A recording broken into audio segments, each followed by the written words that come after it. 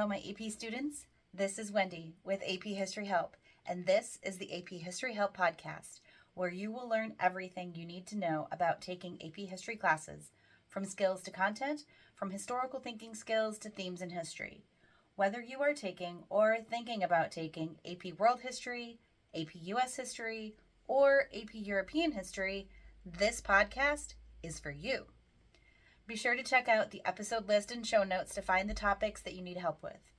AP History Help is on TikTok, Instagram, and YouTube, where I am happy to answer your questions. Well, how did you do? Was the test harder than you thought? Easier? Did it meet your expectations?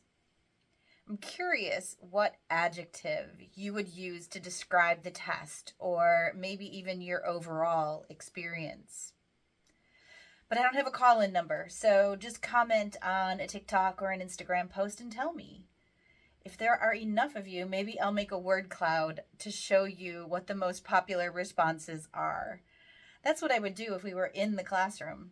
But alas, your time in this classroom is over for the school year, and this is our last episode until August 12th.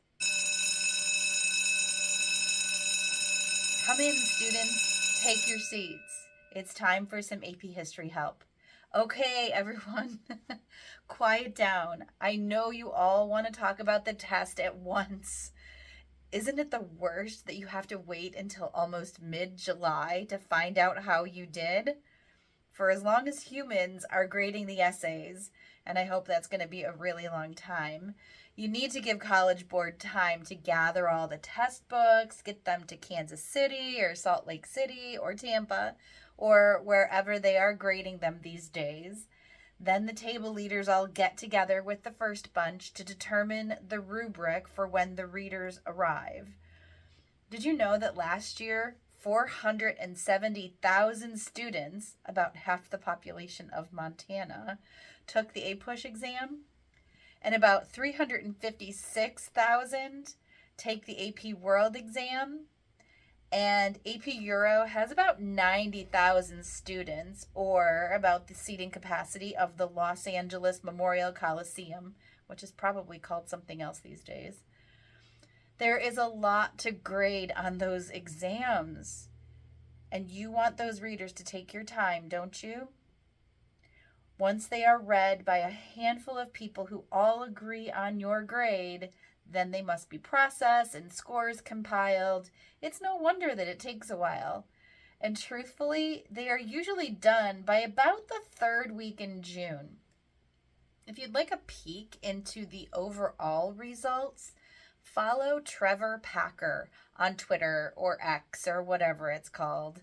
His handle is at AP_Trevor. And he summarizes the overall strengths and weaknesses of each part of each test. Last year, he gave a nice shout out to the AP World test takers for the improvements shown. I'll be curious to see if he says anything about the new rubric and subsequently the curve. But while we wait, let's talk about those FRQs. I'll include the prompts for all of them in the show notes and briefly talk about what I think of each one. But herein lies the problem.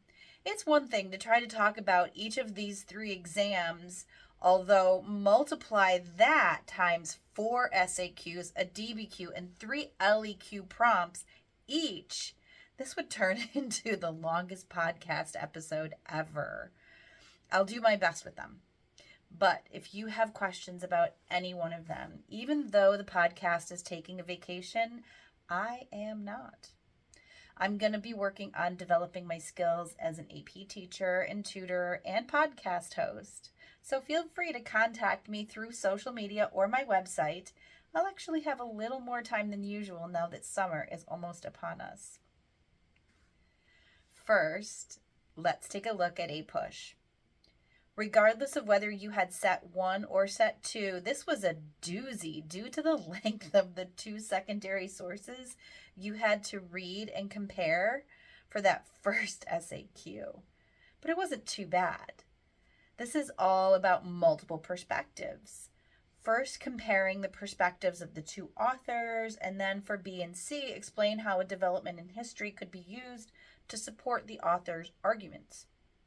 And the two topics, women's rights in the 1800s in set 1 and social change in the 1960s in set 2, were fair topics, for sure. For the primary source SAQs, I feel like set 1 was easier with a poster promoting Social Security during the New Deal. The set 2 image shows a woman dressed as a knight riding a horse through barrels of alcohol being spilled. I was really not a fan of this one. And it was titled Women's Holy War, Grand Charge on the Enemy's Works. And the questions were a bit challenging. Set 1, I definitely feel like it was easier than set 2 for this particular question. But don't you worry, because I feel like the choices for SAQ 3 or 4 were easier on set 1. Both asked about a government or economic policies, but either the time period or the questions themselves gave a small edge to set 1 for me. Overall, I'd say that all of these SAQs felt a little more challenging than I've seen in the past on APUSH. Now, both of the APUSH DBQs were incredibly fair, possibly even doable without the documents. But with the documents, writing either about how slavery shaped U.S. society for set 1 or how beliefs about threats to the U.S. from the end of World War I to the end of World War II shaped society, I really like both of these, and I can't wait to see how you guys did on them.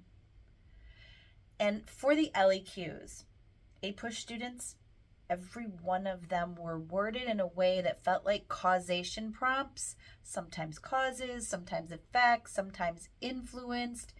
If you got set 2, you had to evaluate the extent to which means you're talking about the causes, but evaluating and therefore comparing them. I hope you knew migrations and their influence in the second half of the 1700s, the latter 2/3 of the 1800s, or the latter 2/3 of the 1900s. If you did, great. If migrations wasn't your strong suit, I hope you were still able to eke out a few points. Set 1, y'all, you had to evaluate the relative importance of, it wasn't as clear cut. The first question was a Unit 1 and 2 conflict question. The next was growth of national culture in the first half of the 1800s, and the last was social change from 1945 to 1980. Now, I'd probably pick the latter and talked about civil rights for sure, and maybe, I don't know, like the anti-war movement. I'm not sure, as the way the prompt is worded is wonky, and I definitely have said that civil rights movement had more of an effect on social change than did anti-war. Yes, I'm putting all of the prompts for all of the tests in the show notes. All right, moving on to AP Euro. Students, you're up next. Your first SAQ based off of secondary sources. They were both fair. Scientific Revolution and French Revolutions. Describe an argument from the source or author. Describe or explain something from outside of the document and something that would influence the author's point of view or caused a change. Totally cool with both. Question 2, just like with APUSH, were both based on political cartoons, though set 2 required a little more work at interpreting it. Set 1 was pretty specific to German unification, whereas set 2 was slightly broader, covering European imperialism in Africa. And then the choices for questions 3 and 4, I'll start with set 1 because they're less wordy and quite frankly pretty easy. I mean, question 4, asking for one characteristic and then one cause of World War I, and then how it contributed to changes in European politics in the interwar period, pretty easy. I'm really shocked by how different set 1 is and even the broad scope of time that you were expected to write about. Look at them in the show notes and let me know if I'm wrong about this. The DBQs for Euro, both acceptable. using the documents to determine if fascism was more of a revolutionary or traditional movement. And set 1 was evaluating whether the feminist movement was motivated more by desire for economic equality or political equality. Using the documents, I'd have to say that both seem writable. I'd probably prefer the feminist movement of the 1800s, though, because it's broader in scope, and you can use all of Europe, whereas fascism in Italy is just in Italy. Last, with the LEQs, set 1 has changes in art from 1450 to 1700, changes in international relations from 1789 to 1815, or changes in the economy in Europe from 1945 to 1989. Whereas set 2 is effects of overseas expansions on the European economy from 1450 to 1700, effects of centralized power from 1650 to 1815, or effects of the spread of democratic ideas on politics in the 1800s. The disparity there is that 1 has an art option and set 2 has 2 political ones. I would lean towards set 1 being a little more favorable for the LEQs for that reason. And finally, man, I was waiting for this one, the AP World FRQs. The secondary source SAQs were essentially the same exact questions on each set, using 2 different sources, of course, and it speaks to why I push for those historical thinking and sourcing skills, asking for claims that support evidence for the first 2 prompts, and then historical developments in their respective time periods.